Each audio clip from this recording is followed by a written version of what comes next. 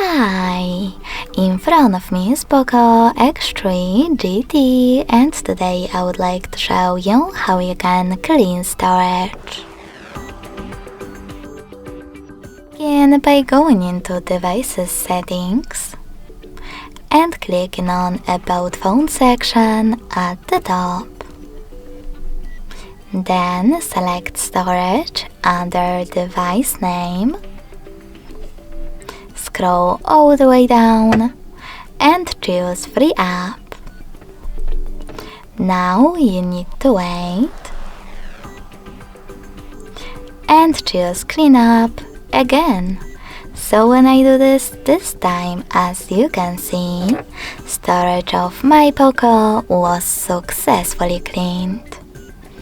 Thanks so much for watching. If you enjoyed this video, don't forget to leave a like, comment and subscribe. Bye!